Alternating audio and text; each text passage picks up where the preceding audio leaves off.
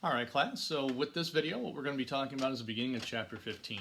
And chapter 15 picks up, again, right where chapter 14 left off with the firing of Fort Sumter, and now Lincoln beginning to amass his armies in order to bring the South back into the Union.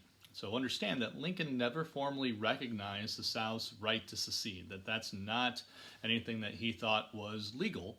And so therefore he wanted to bring them back into the Union, but of course he knew he couldn't just send troops in and be the aggressor. And so that's what Fort Sumter was about, the Confederacy firing first at Union troops at the fort. So now Lincoln is justified in getting his armies together and then moving them to the South in order to bring them back into the Union. All right. And so that's really what the war is about initially for Lincoln. It's about preservation of the Union. Slavery was kind of a secondary issue. He did not make it about slavery to begin with. One of the things he was concerned with was the border states like Missouri and Kentucky, and in particular Maryland, that they may decide to join the Confederacy if slavery was outlawed. And so slavery was kind of a secondary issue, wasn't really in the focal of what Lincoln wanted to make this war about initially.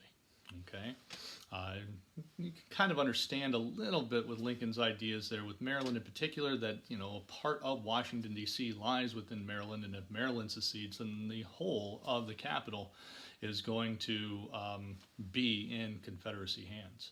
And so, he will actually go through pretty extreme measures in Maryland, declaring martial law and infringing upon a number of individual freedoms in order to preserve Maryland from joining the Confederacy.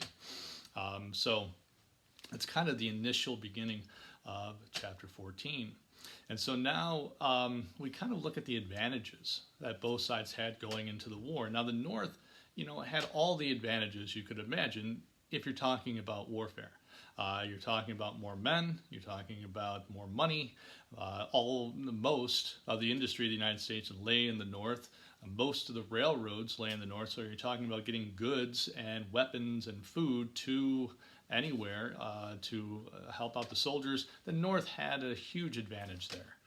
Where the South's advantages lie were in, one, they only had to fight a defensive war. And that doesn't sound like a huge advantage, but if you kind of think about our American Revolution, the Confederacy looked at themselves similar to how our patriots did in the American Revolution, that they were fighting for their homeland. They had to just basically survive long enough and outlast the North, and they would become a nation. All right, and so that's kind of going to be the strategy going forward for the Confederacy. So they know the land that they're going to be fighting on. They know how to defend that territory. That's going to be an advantage. And then when you add to it the advantage of the generals that the Confederacy had, Robert E. Lee, Johnston, Longstreet, Stonewall Jackson. These are all Confederacy generals that are tremendous. Now Lincoln wanted Robert E. Lee to lead his troops. He had, Robert E. Lee lived right across. Arlington Cemetery is the Lee estate, and he invited Lee to D.C. He talked to Robert E. Lee. He tried to convince him to join in with the Union, and Lee couldn't go against Virginia ultimately, and so he will join the Army of Northern Virginia in this struggle. And so you have the advantages there that both sides have. The South knowing the land and better generals, while the North has more men, more wealth, more industry. All right. And so for the North, they're going to institute a plan known as the Anaconda Plan. All right, they're going to try to snake around the areas of the Confederacy and strangle them into submission. Okay, so the first thing is they're going to have a blockade. They're going to blockade the southern ports and try to prevent goods and supplies from coming in. All right, so make it financially difficult on them. Secondly, then, they kind of divided the Confederacy up along the Mississippi River and then the Appalachian Mountains. All right. And so the idea is gain control of the Mississippi, come down through the eastern side of the Appalachians, try to take their capital, and that by doing these three things, they'll basically get a stranglehold into the Confederacy and force them into surrender.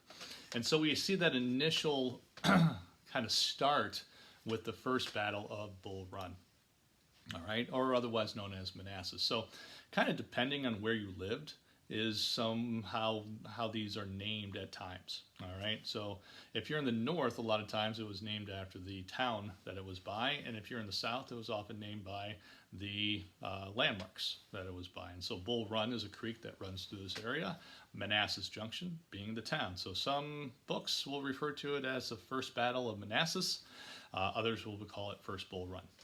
So what happens here is that McDowell will be the Union commander, and he's going to march his army into Virginia, and he's going to try to get to the capital and end this war relatively quickly.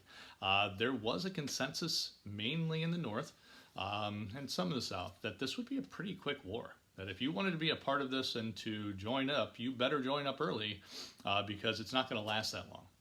And with the First Battle of Bull Run, many people thought, well, this is it. This is the big battle. The North will win. Again, this was what people in the North thought. And it'll all be over. And so as the troops are marching out of Washington, the kind of the carriage trade, if you will, the wealthy of Washington, D.C. in the area thought, well, this would be entertaining. And so they kind of are traveling alongside, you know, at a little bit of a distance, but traveling to watch this spectacle take place. And of course, what ends up transpiring is completely different than what many in the North thought was going to happen. All right. So initially, it starts out pretty successfully. All right. So the Confederacy had set up along Manassas Junction or in the Bull Run area to stop the Northern advance into their territory. The skirmish turns into a big, you know, battle between the two sides. The North is doing well, but eventually the tide turns. And one of the big moments of the tide turning involves Thomas Jackson, otherwise known as Stonewall Jackson. Thomas Jackson rallies his men to kind of stand firm, and they repel the Northern advance. As legend has it, there was another Confederate general or leader who's like, you know, hey, look at Johnson standing there like a stone wall, and then they rallied behind him, and that began to turn the tide for the North. And again, many of these soldiers were new to battle. They didn't really know what battle was about, and when you have all of these muskets and these guns, excuse me, that are firing all at the same time, it's a lot of smoke, it's a lot of haze, it's a lot of fog, and this is where we get the term, you know, the fog of war. And you can't see, you can't understand what's necessarily right in front of you. And for the first time in the Civil War, we hear what is known as the rebel yell, the screeching and the screaming of onrushing Confederate troops running at the Union. And upon hearing that, but not being able to see what's in front of them, you don't know how many troops there are. And remember, the guns that they fire, you fire them and then you have to reload, and it takes quite a bit of time. All right, if you can get 3 shots off in a minute, you were considered to be pretty good at what you were doing. So if you fire your gun and now you're hearing that screaming, well, what happens here is that a lot of these new troops will take off running, and it becomes a chaotic retreat by the North at the Battle of Bull Run. The Confederacy pushed the issue for a little bit to add even more confusion. As the North is trying to escape out of the area, they run into the carriages and spectators who had come down to watch this, and it leads into more panic. And it's a very big embarrassment for Lincoln. It's a big embarrassment for the Union. The Confederacy felt, you know, obviously justified that they had won this battle. And so we see it get off to a rather auspicious start for the Union. Okay, McDowell will then be replaced, and Lincoln will choose General George McClellan to begin to train the troops up, get them ready to fight. And in the spring of 1862, McClellan decides a different tactic. He's not going to come straight down into Richmond. He's going to sail around to a Virginia Peninsula and then march his way west to the capital of Richmond. And this is known as the Peninsula Campaign. And he is outnumbering the Confederacy by far. Lee realizes he is outmaneuvered and outnumbered, and begins to replace himself in areas where he would have advantages and such. But he also knew that McClellan was very, he didn't act very aggressively. He wanted to have superior numbers, and if there's any point where McClellan felt like maybe he didn't have an advantage, he just wouldn't attack and he wouldn't press it. And Lee used that to his advantage. And eventually what's going to happen is McClellan will eventually retreat out of Virginia, even though he has superior numbers, and he could have really pressed the issue. He chose not to, much to the frustration of Lincoln. And so the war is getting off to a rather rough start for the North, as they're not finding victories early against the Army of Northern Virginia.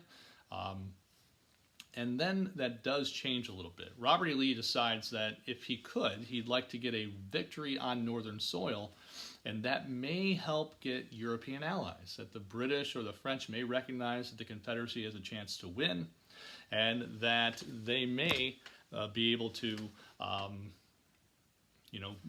turn the tide of the war and force the North into maybe some sort of settlement. And so Lee decides to march up into Maryland, and at the Battle of Antietam, we see the two sides clash. Now, McClellan had an opportunity to really take it to Lee at this point. McClellan happens to come across the camp where the Confederacy had been, and the fires were still kind of hot. They hadn't left that long ago, and they find the battle plans. All right. They're wrapped in cigars. They open them up. They realize that part of Lee's army has been separated going to Harper's Ferry. The other half is going towards the D.C. area or in Maryland, towards Antietam. And so McClellan has all this information, and yet he deliberates and decides, and it takes the better part of a day before he decides, okay, let's go after Lee. And by the time he does, Lee realizes that his plans are probably in Union hands. He calls back, some of those troops that had been going to Harper's Ferry in the hopes that they might be able to reunite before the Union shows up. But even at that, McClellan was able to get Lee before those troops showed up initially. All right, and so in September of 1862, you have the Battle of Antietam, which is the single bloodiest day in American history. It's kind of three separate areas that you have this battle take place. You have the wheat field where the initial action takes place, and then it moves to what is referred to as Bloody Lane. So at the wheat field, the Union is pretty well mowed down by the Confederates because they have this ditch of sorts, this lane that had been this sunken road.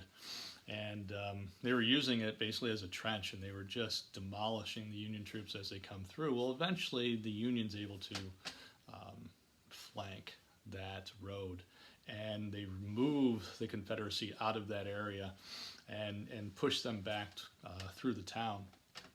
And then the other big area is referred to as Burnside's Bridge. All right, so to go across Antietam Creek, there was this bridge that really you could walk shoulder to shoulder across. All right, it's not very wide, and we're talking about the Union trying to get thousands of troops across them to attack the Confederacy, who had the high ground on the other side. And Burnside will make the decision that we're going to cross the bridge and we're going to go attack the Confederacy.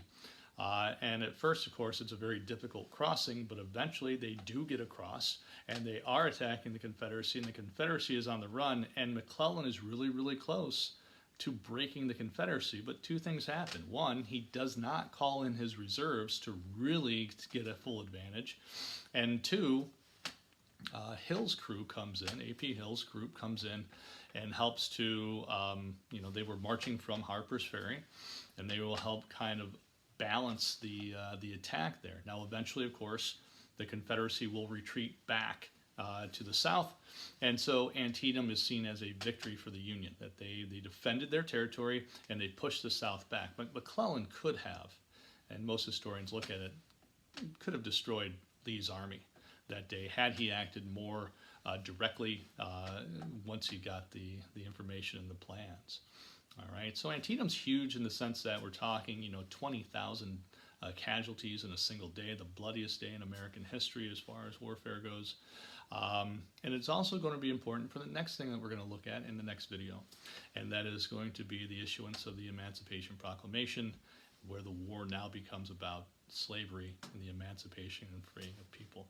So that'll be the next video.